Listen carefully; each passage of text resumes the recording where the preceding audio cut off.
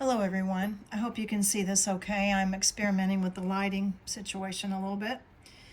When I left off last, I had taken the permanent carmine 126 and I was going over the finch's main body with that. And I have not talked a lot about this in these videos today, but what you're doing is you're laying the pencil on its side and just glazing over and over. Underneath the bird's beak, it's going to be a lot darker. There's more shadow in there and it's just naturally darker. So you'll just fill it in with a little bit more color.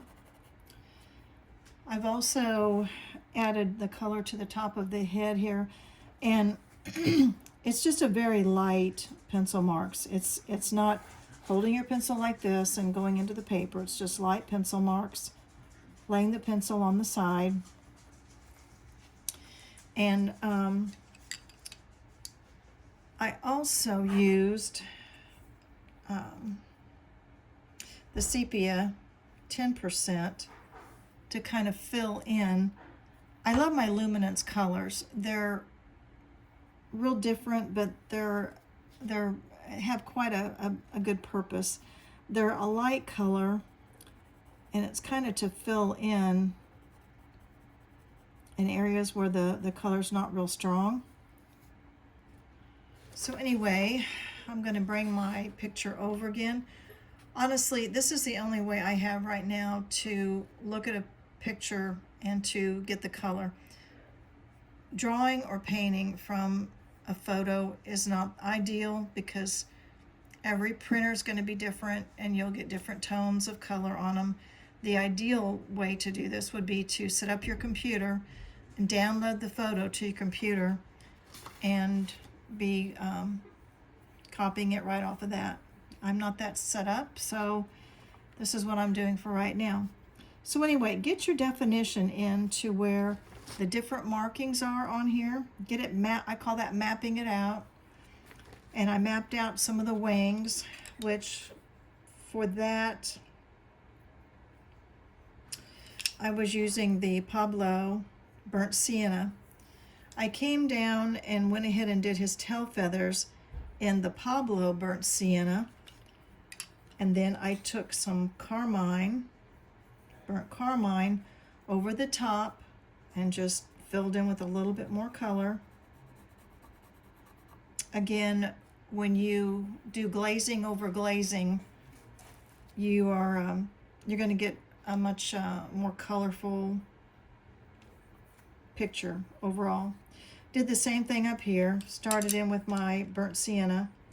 For this one, I decided I didn't have quite enough color in these, so I took my Polychromos burnt sienna 283 and went over that. As you can tell, it's quite a bit darker, and over the tail feathers.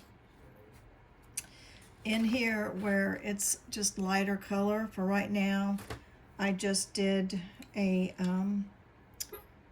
very quick with a Prismacolor 997. I'll probably use a little bit more color in here later, but I just kind of wanted to get it put in. And I'll take the same pencil up here and kind of lay in some of those light brown feathers.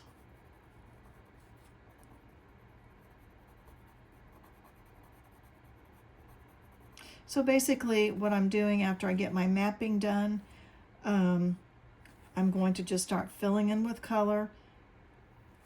The most important thing that I can say when you're doing any kind of artwork is to get as much detail on your paper as you possibly can so that you know exactly kind of where you're going, but give the color a lot of thought and pick out colors that are pretty true to the subject that you're trying to represent, and start lightly, very light touch. You can always darken stuff up, but it's hard to get it light again after you've really laid a lot of pencil work down.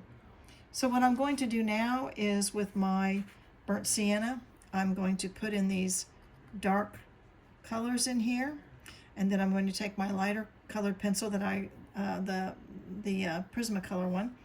I'm going to put in these much lighter colors, and then I will fill in with my red and bring my red in. Also too, I'm going to be using a little bit of purple on his head and mauve up here, because it definitely has some purple in it, and probably even a little bit on the breast. And right now I intend to use the burnt sienna also on the bird's feet. So I'll go ahead and fill in, and hopefully you will too, and we'll compare notes. Thank you.